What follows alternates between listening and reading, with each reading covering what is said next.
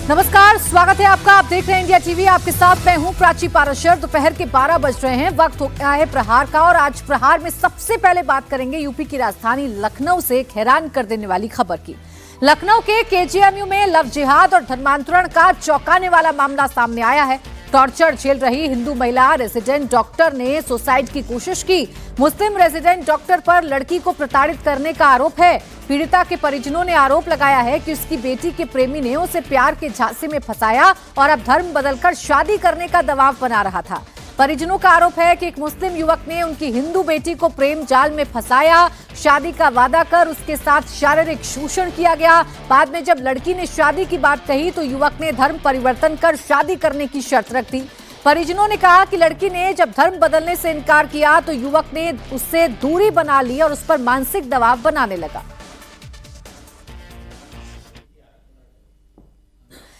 सीधा आपको सुनवाते हैं। मुख्यमंत्री योगी आदित्यनाथ इस वक्त विधानसभा में संबोधित कर रहे हैं। इस मामले में एनडीपीएस के अंतर्गत कार्रवाई होगी। ये उत्तर प्रदेश सरकार इस मामले को कोर्ट में जीती है।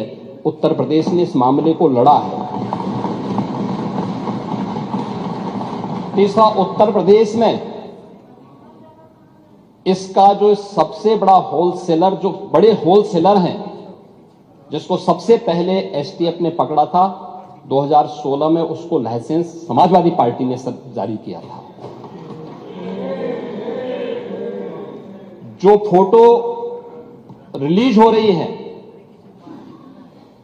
देश के अंदर दो नमूने हैं, एक दिल्ली में और एक लखनऊ में बैठते हैं। जब देश में कोई चर्चा होती है तो तुरंत वह देश छोड़ करके भाग जाते हैं। और मुझे लगता है कि यही आपके बबुआ के साथ भी हो रहा होगा। वह भी देश से फिर जाएंगे इंग्लैंड की सैर सपाटे में और आप लोग यहां चिल्लाते रहेंगे। महोदय, कोडीन कफ सिरप का मुद्दा जो इन्होंने उठाया है, मुद्दा था नकली दवाओं के सेवन के कारण होने वाली मौतों का। और उसके बारे में हमने पहले ही बताया है कि नकली दवा के कारण होने वाले मौत के प्रकरण की कोई भी बात अभी तक शासन के संज्ञान में नहीं आई है। और समय समय पर एफएसडीए विभाग इसको लेकर के छापेमारी करती है, कार्रवाई करती है। कंपनियों में भी इस प्रकार की कार्रवाई होती है। यूपी के अंदर कोडीन कफ सिरप, इसके केवल स्टॉकिस्ट हैं, होलसेलर हैं। इसका यहां पे प्रोडक्शन नहीं होता है। ये मध्य प्रदेश में, हिमाचल में और अन्य राज्यों में होता है। और जो मौत के प्रकरण सामने आए हैं, वे मौत के प्रकरण अन्य राज्यों में आए हैं। जिन राज्यों में आए हैं, वह जो भी प्रकरण सामने आए हैं, यह तमिलनाडु में बने हुए एक सिरप के कारणों सामने आई है। ये पूरा प्रकरण इलीगल, यानी इसमें एडिटेशन का भी नहीं है, यह इलीगल डाइवर्जन का है। इस डाइवर्जन के माध्यम से इन होलसेलर ने, जिसमें सहारनपुर का भी है, गाजियाबाद का भी है, वाराणसी का भी है, लखनऊ का भी है और कानपुर का भी है, इन लोगों ने इसको उन देशों में पहुंचाया है, उन राज्यों में पहुंचाया है जहां मद्य निषेध है, लेकिन वहां पे नशे के आदी लोगों को इसको लेने की एक आदत सी है, तो वहां पर उसका दुरुपयोग किया गया है। जबकि बिना चिकित्सीय परामर्श के इसका सेवन नहीं हो सकता, खासतौर पर बच्चों के लिए। एडल्ट भी चिकित्सीय परामर्श से इसका सेवन करता है। कौन ऐसा व्यक्ति है जिसने कफ सिरप नहीं लिया? खांसी होती है, हर व्यक्ति लेता है, लेकिन चिकित्सीय परामर्श से उसमें लिखा जाता है। क्योंकि पढ़ाई लिखाई से आप लोगों का कोई वास्ता है नहीं, इसलिए आप लोग हमेशा इस प्रकार की बातें करते हैं। अब बात पहले अब सुन लीजिए ना, आपने पूरी बात बोली तो हम लोगों ने आपकी बात सुनी। आप लोग चिल्लाते रहे तब भी हम आपकी बात सुनते रहे। अब कम से कम हमारी बात तो सुन लें। ये कार्रवाई सरकार ने की है और सरकार ने इसके लिए 79 अभियोग अब तक दर्ज किए हैं। इसमें 225 अभियुक्तों को इसमें नामजद किया है। 78 अभियुक्त अब तक गिरफ्तार हुए हैं।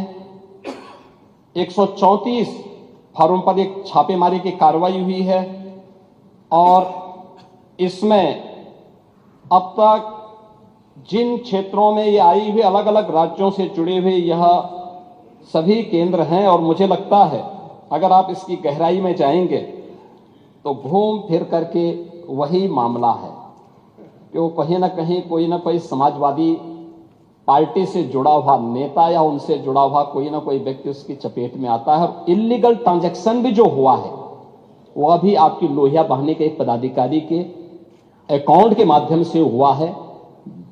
एसटीएफ इसकी जांच कर रही है। इस पूरे मामले में हाई कोर्ट से उस पूरे मामले को एनडीपीएस के अंतर्गत इस मामले में मुकदमा चलना चाहिए।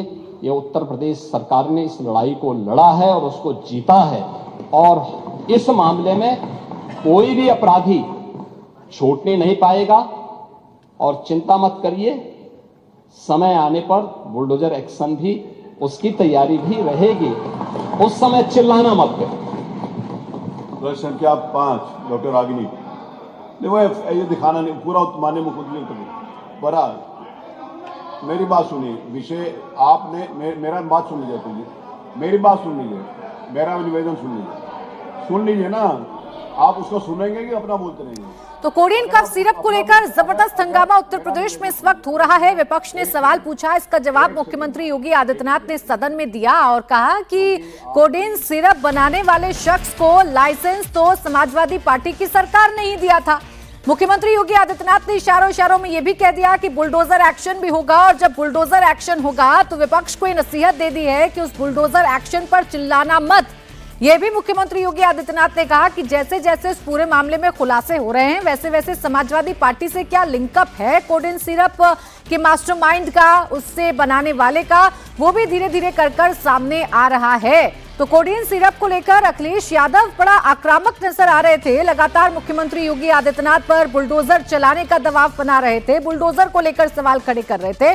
आज भी विधानसभा की कार्रवाई शुरू होने से पहले समाजवादी पार्टी के तमाम विधायकों ने परिसर से लेकर परिसर के अंदर तक लगातार हंगामा किया और कोडिन सिरप का मुद्दा उठाया और इसका जवाब आज मुख्यमंत्री ने दे दिया है। उन्होंने कहा कि एसटीएफ लगातार कार्रवाई कर रही है और जब वक्त आएगा तो बुलडोजर एक्शन भी किया जाएगा, लेकिन विपक्ष को ये नसीहत भी दे दी कि उस बुलडोजर एक्शन पर चिल्लाना मत। तो कोडिन सिरप पर यूपी में बवाल बढ़ता जा रहा है। आज यूपी विधानसभा में विपक्ष ने इसी मुद्दे पर जोरदार प्रदर्शन किया। विधानसभा के अंदर समाजवादी पार्टी समेत पूरे विपक्ष ने हंगामा किया और इस मुद्दे पर चर्चा की मांग की। विपक्ष का कहना था कि कोडिन कफ सिरप की तस्करी मामले में सरकार कार्रवाई नहीं कर रही, लेकिन यूपी के मंत्री सुरेश खन्ना ने विपक्ष के आरोपों को खारिज कर दिया। तो आपको बता दें कि यूपी में कफ सिरप का ये मामला लगातार सियासत का केंद्र बना हुआ है। समाजवादी पार्टी इस मुद्दे को लेकर एग्रेसिव है, तो वहीं सरकार भी इतने ही एग्रेसिव मोड में आकर लगातार जवाब दे रही है। चाहे यूपी सरकार में मंत्री हो या फिर खुद सूबे के मुख्यमंत्री योगी आदित्यनाथ हो, कफ सिरप को लेकर सरकार लगातार अपनी कार्रवाई भी बता रही है और यह भी बता रही है कि कफ सिरप के मास्टरमाइंड जो हैं उन तक जैसे जैसे एसटीएफ के हाथ बढ़ रहे हैं वैसे वैसे समझ में आ रहा है कि उनका लिंकअप समाजवादी पार्टी के साथ है। मुख्यमंत्री योगी आदित्यनाथ बार बार ये दोहरा रहे हैं कि माफियाओं का जो कनेक्शन है वो समाजवादी पार्टी से क्यों निकल आता है। इसके साथ ही साथ मुख्यमंत्री ने क्या कहा, उन्होंने कहा कि बुलडोजर एक्शन भी होगा। अभी भी कार्रवाई चल रही है, मंत्री सुरेश खन्ना कुछ बता रहे हैं सदन को, वो भी सुनवाते हैं। अगला डॉक्टर रागिनी और माननीय मुख्यमंत्री जी ने किसी का नाम नहीं लिया। वही तो मैं कह रहा हूँ, किसी का नाम नहीं। अरे आप क्यों समझते हो हर बार सारा नेगेटिव अपने ऊपर क्यों लेते हो? बैठो, अरे बैठिए ना। अरे आपका नाम तो लिया नहीं, बैठिए। आप क्यों समाज में कहना चाहते हैं कि आपका नाम नहीं लिया लेकिन आप ही हो? बैठो, बैठिए प्लीज, बैठिए।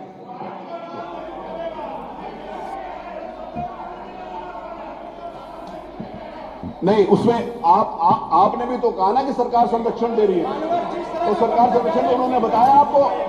बैठिए। बैठिए प्लीज बैठिए। देखिए, मुख्यमंत्री योगी आदित्यनाथ के जवाब देने के बाद विपक्ष लगातार हंगामा कर रहा है और उसी का जवाब सदन में सुरेश खन्ना की तरफ से दिया गया और अब समाजवादी पार्टी के जो विधायक हैं, विपक्ष के जो विधायक हैं, अब वेल की तरफ आगे बढ़ रहे हैं, यानी कि प्रदर्शन जबरदस्त हो रहा है, हंगामा जबरदस्त हो रहा है। मुख्यमंत्री ने ये कहा कि कफ सिरप जो पूरा का पूरा मामला है, जो कोडिन सिरप का पूरा मामला है, इसका कनेक्शन समाजवादी पार्टी से जुड़ा हुआ है। क्या चल रहा है सदन के अंदर, एक बार फिर आप देखिए। अरे आप बैठिए, अरे इसकी इजाजत नहीं, ये नहीं ले अरे ये सदन में ये नियम के अनुसार नहीं है मानवर। अगर इनको कोई चीज दिखानी थी तो पहले मानवर वहाँ टेबल करना चाहिए था। वो कह रहा वो अलाउड नहीं है, वो अलाउड नहीं है, टेबल करना चाहिए था पहले। अरे आप चलो प्लीज चलो, क्या कहे ये सदन का समय खराब कर रहे मानव। एक नियम उठाया था और उस वक्त तो चर्चा करेंगे, पहले चलो प्लीज चलिए चलिए, आप लोग चलो प्लीज। हर चीज का जवाब मुख्यमंत्री जी के द्वारा दे दिया गया पूरा। उसके बाद इसका कोई मतलब नहीं है हमारे पास। ये सरकार पूरी तरीके से जो लोग इसमें दोषी पाए गए उनके खिलाफ कार्रवाई कर रही है। वो सिरप का कोई मतलब नहीं है मौतों से। उत्तर प्रदेश में एक भी मौत नहीं हुई, उसके बाद भी ये जनता को गुमराह कर रहे हैं, इस मंच को नाजायज तरीके से इस्तेमाल कर रहे हैं। देखिए कोई मंच को नाजायज तरीके से इस्तेमाल कर रहे हैं मानव। आप लोग चलो प्लीज चलो, अरे चलो प्लीज चलो, चलिए चलिए, आइए चलिए प्लीज चलिए।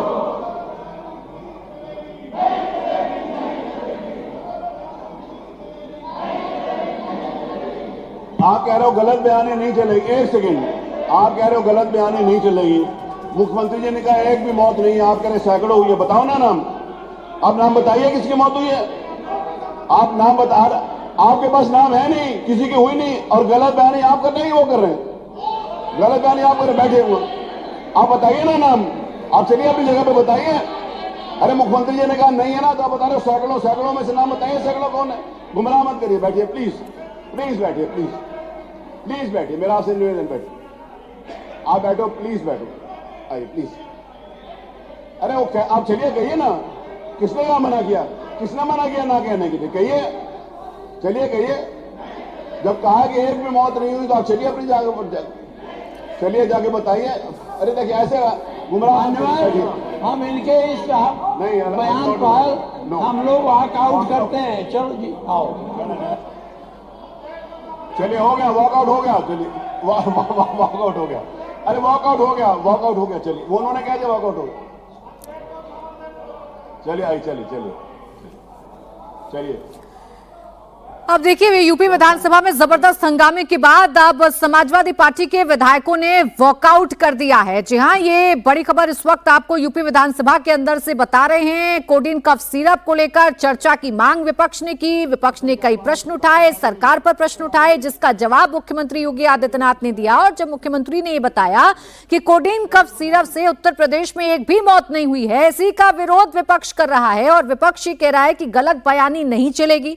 और जब विधानसभा के अध्यक्ष सतीश महाना ने पूछा कि अगर गलत बयानी सरकार की तरफ से की गई है तो आप ही नाम लेकर बता दीजिए किसकी मौत हुई है, आप ही बता दीजिए, सैकड़ों आप संख्या बता रहे हैं तो एक नाम लेकर बता दीजिए किसकी मौत हुई है, जिस पर विपक्ष ने सदन से वॉकआउट कर दिया है। तो यूपी विधानसभा में कोडिन सिरप पर माहौल ऐसे वक्त में गरमाया हुआ है जब उत्तर प्रदेश में एसआईआर को लेकर भी संग्राम मचा हुआ है।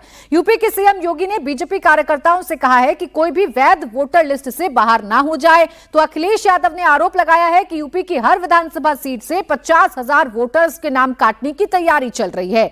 योगी कह रहे हैं कि कोडिन सिरप मामले के आरोपियों के संबंध सपा से हैं, तो अखिलेश यादव कालीन से लेकर कोडिन भैया पर बुलडोजर एक्शन की मांग कर रहे हैं, जिसका जवाब आज मुख्यमंत्री ने देते हुए कहा कि बुलडोजर एक्शन भी होगा, लेकिन उस वक्त विपक्ष चिल्लाए नहीं।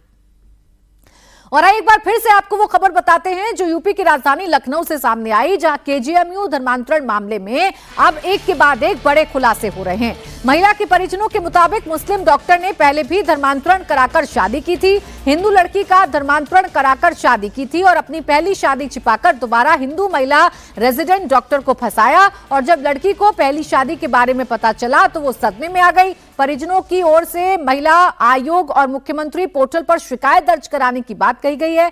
केजीएमयू प्रशासन भी सख्त एक्शन की बात कह रहा है।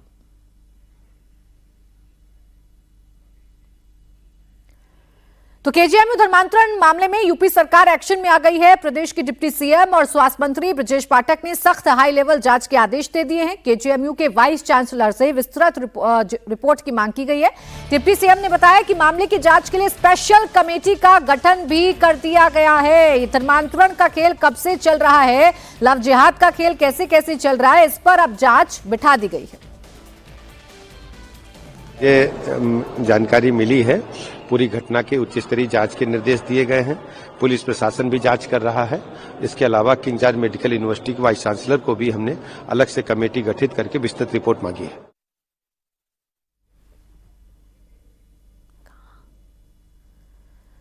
और देखिए, अब इस पूरे मामले में लगातार बड़े बड़े खुलासे हो रहे हैं। लगातार ये सामने आ रहा है कि कैसे माहौल बनाया जा रहा था, कैसे हिंदू रेजिडेंट डॉक्टर को टारगेट किया जा रहा था। इसी पर बात करने के लिए खास मेहमान हमारे साथ जुड़ रहे हैं, जो इस पूरे मामले के हर एक पहलू को हमारे सामने रखेंगे। केजीएमयू के प्रवक्ता के सिंह इस वक्त हमारे साथ हैं।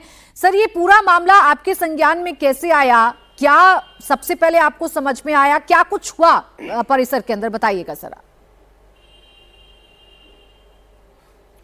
सैटरडे को परसों हम लोगों को ये बताया गया कि सीएम पोर्टल पे एक कंप्लेंट डाली गई है, जो हमारे यहाँ पैथोलॉजी एमडी की प्रथम वर्ष की छात्रा है, जो कलकत्ता की रहने वाली है और यहाँ पे वो PG course all India seat से करने आई है।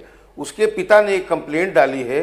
उसी के विभाग में उसका 1 साल senior MD pathology second year का एक रेजिडेंट, जो भी ऑल इंडिया सीट से आया था लेकिन उत्तरांचल का था, माइनॉरिटी का था। इसके बारे में इनके पिता ने शिकायत डाली कि इस लड़की को उन्होंने अपने प्रेम प्रसंग में फंसाया और उसके बाद जब शादी की बात लड़की ने रखी तो उन्होंने कहा कि पहले धर्म परिवर्तन करो। उन्होंने ये भी आरोप लगाया कि जब लड़की ने धर्म परिवर्तन के लिए मना किया और वो उस रिश्ते से बाहर निकलना चाहती थी, she wanted to get out of the relationship, उस वक्त उसको तंग किया, प्रताड़ित किया, बार बार मैसेजेस किए, स्टॉक किया, जिससे वो मानसिक रूप से परेशान हुई और उसको कुछ दवाइयां भी लेने की जरूरत पड़ी।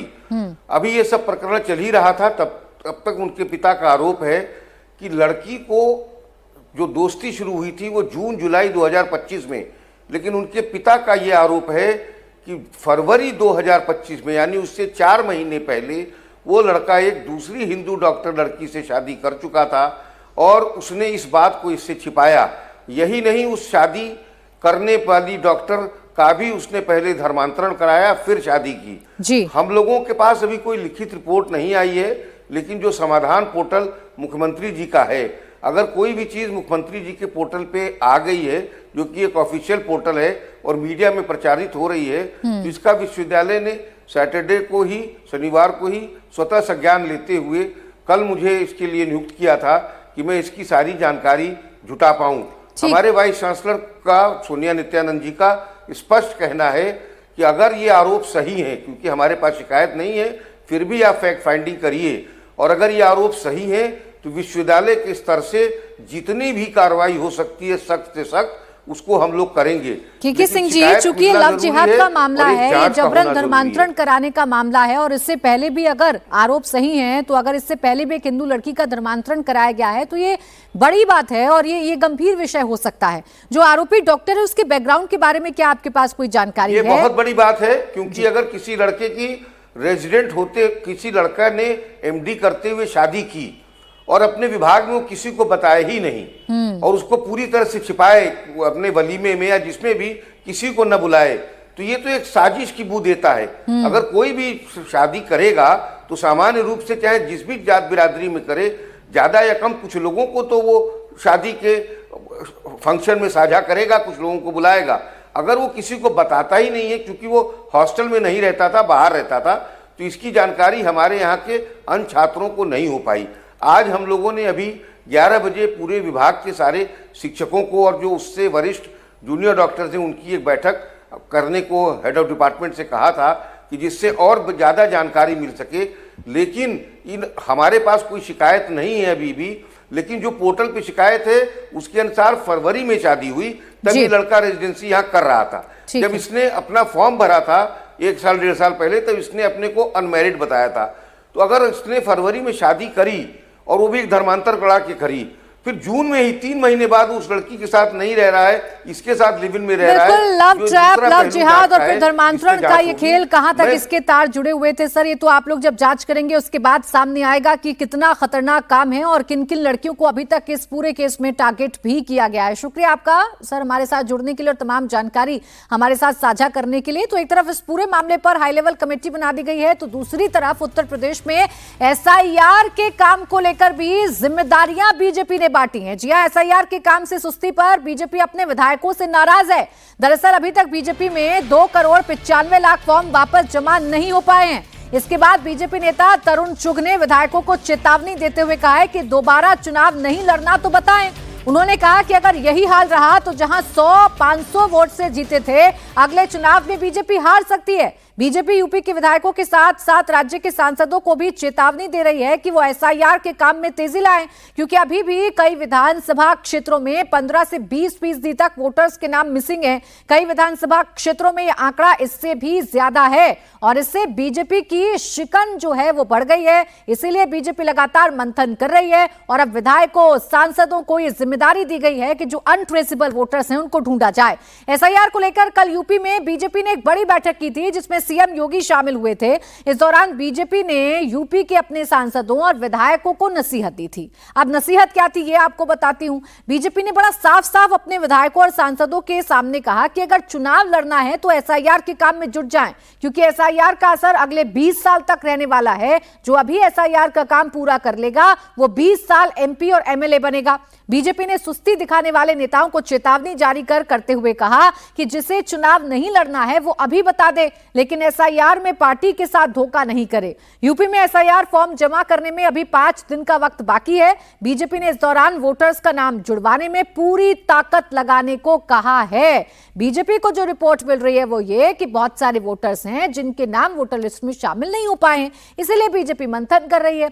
एसआईआर पर यूपी बीजेपी की बैठक को सीएम योगी ने संबोधित किया। योगी ने कहा कि बूथ की वोटर लिस्ट चेक करें कि इसमें कोई गलत शिफ्टेड या मृत हो चुके लोगों के नाम तो नहीं है। उन्होंने बीजेपी नेताओं से कहा कि वो ये जांच करें कि किसी मौजूदा व्यक्ति को तो लापता नहीं बता दिया गया। अगर लिस्ट में संदिग्ध नाम दिखे तो योगी ने उस पर आपत्ति जरूर लगाने को कहा है। योगी ने इस दौरान एक और बड़ी बात कही। उन्होंने कहा कि जिस बूथ पर 800 मुस्लिम और 200 हिंदू वोटर हैं, वहां हिंदू वोटर्स का बूथ बदलवा दीजिए। योगी ने गोंडा की मनकापुर विधानसभा सीट का जिक्र किया और कहा कि यहां पर 3 से 5% बुजुर्गों को मृतक दिखाया गया है। ऐसा मुमकिन नहीं हो सकता है।